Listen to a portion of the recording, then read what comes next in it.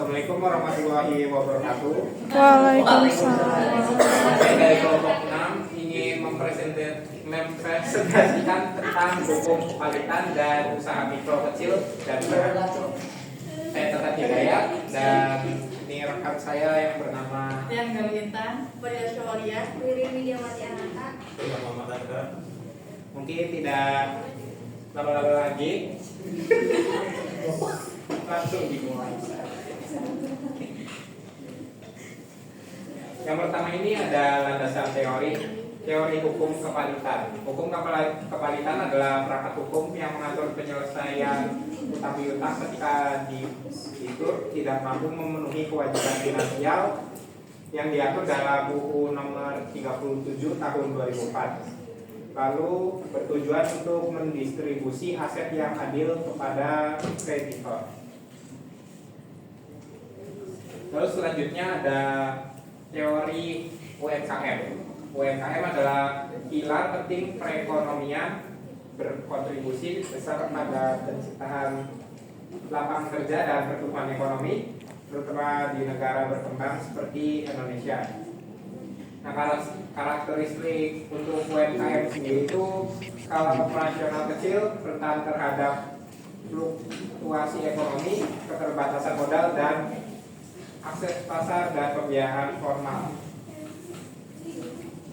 Hukum kepalitan di Indonesia. Hukum kepalitan di Indonesia bertujuan untuk menyelesaikan kewajiban utang yang tidak dapat dipenuhi oleh debitur, baik individu maupun badan hukum.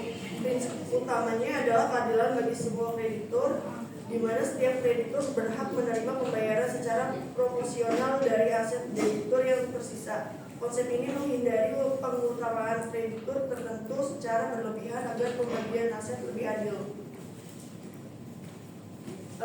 Prosedur kepalitan di Indonesia diajukan melalui pengadilan niaga sesuai dengan UU No. 37 Tahun 2004. Proses ini dapat dimulai oleh debitur yang tidak mampu melunasi utangnya atau oleh kreditor yang merasa bahwa debitur telah gagal memenuhi kewajiban pembayaran.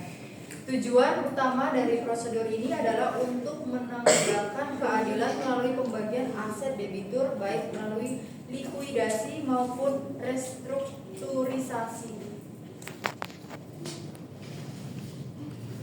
Adapun tantangan UMKM dalam kepalitan, UMKM menghadapi tantangan keuangan seperti keterbatasan modal, rendahnya akses pembiayaan, dan likuiditas yang rendah, yang membuat mereka rentan terhadap kepalitan, proses kepalitan yang kompleks, kurangnya pemahaman hukum, serta biaya tinggi semakin memperburuk posisi UMKM.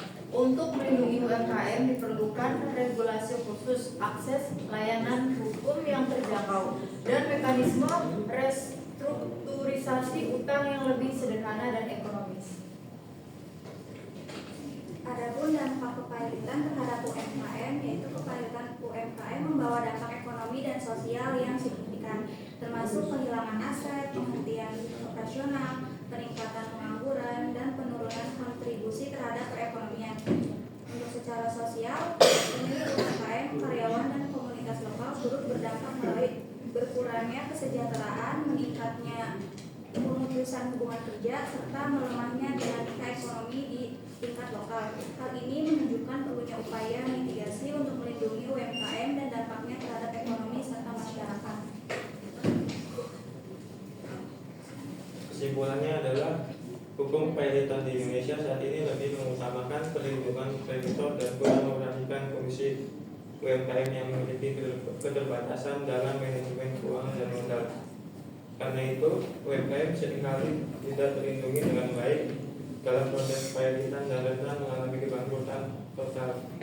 Oleh karena itu, diperlukan kebijakan yang mendukung dan mengakomodasi karakteristik UMKM dalam undang-undang kepalitan. Mungkin segitu saja presentasi dari kelompok 6. Apakah ada yang ditanyakan? Ya. Saya. Ya, Sesuai kelompok. Ini siapa? kelompok 1. Ya. Iya.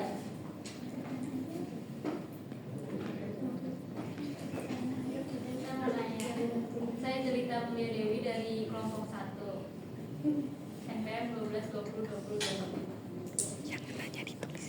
nanya, apa perbedaan utama antara proses likuidasi dan pemenuhan kewajiban membayar utang atau PKPU dalam hukum kepailitan di Indonesia?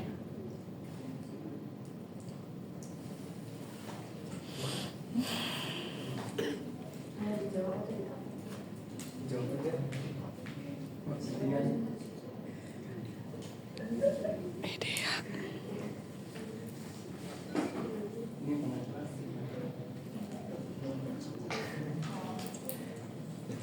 Saya akan menjawab pertanyaan dari Jelita. Pertanyaannya, apa perbedaan utama antara proses likuidasi dan penundaan kewajiban pembayaran utang PKPU dalam hukum kepailitan di Indonesia? Likuidasi proses di mana seluruh aset debitur dijual untuk membayar utang kepada kreditor. Proses ini bersifat final dan biasanya menyebabkan penghentian total operasional usaha debitur. Sedangkan PKPU merupakan mekanisme alternatif yang memungkinkan debitur menunda pembayaran utang untuk menyusun rencana restrukturisasi yang disetujui oleh kreditor. PKPU bertujuan untuk memberikan kesempatan bagi debitur untuk memulihkan kondisi keuangan tanpa harus masuk ke dalam proses likuidasi. Dua. Boleh? Apa peran kurator dalam proses kepailitan dan bagaimana hal ini mempengaruhi UMKM?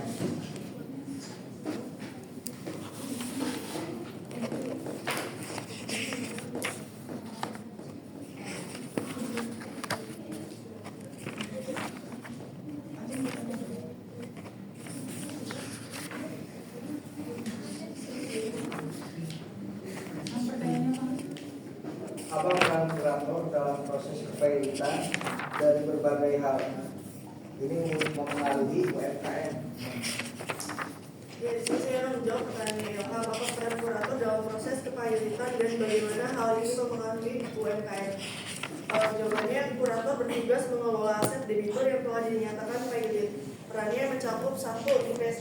Inventarisasi aset, itu mengidentifikasi dan mencatat seluruh aset debitur.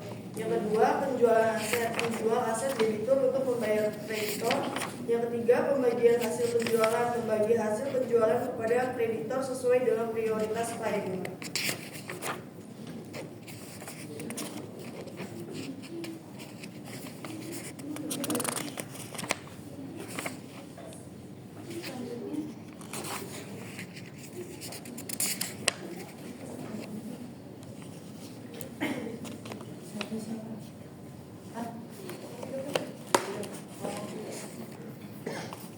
Baik, izin bertanya dari Bogor 3.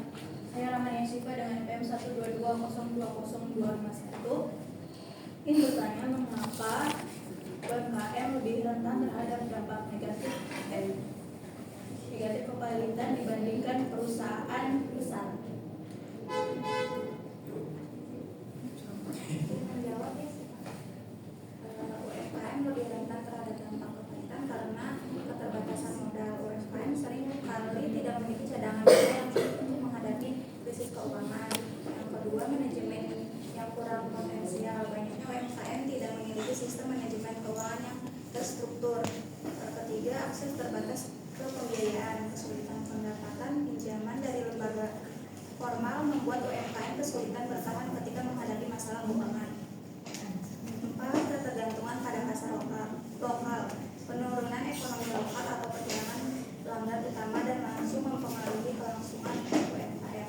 Terima kasih. Boleh, Tika. Izin bertanya, saya Dika Julian Andika.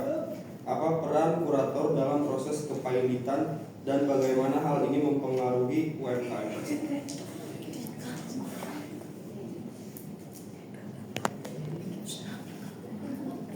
Diulangnya. Sorry. Apa dampak sosial dari kurangnya perlindungan hukum terhadap UMKM yang menghadapi kepailitan?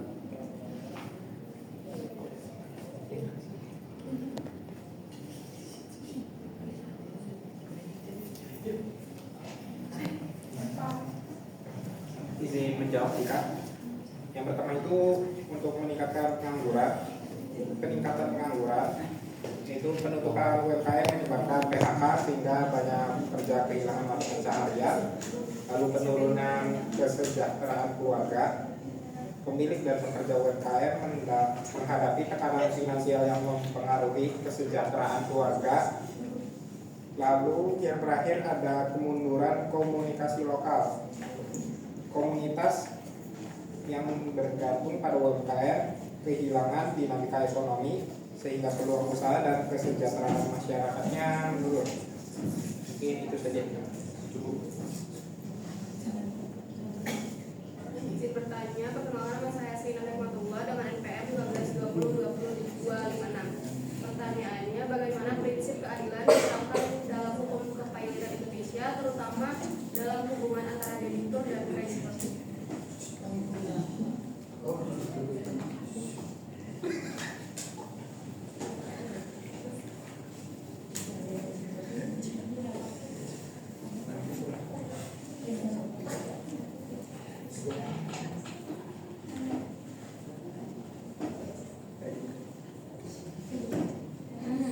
Menjawab, prinsip keadilan diterapkan melalui satu, distribusi aset secara proporsional.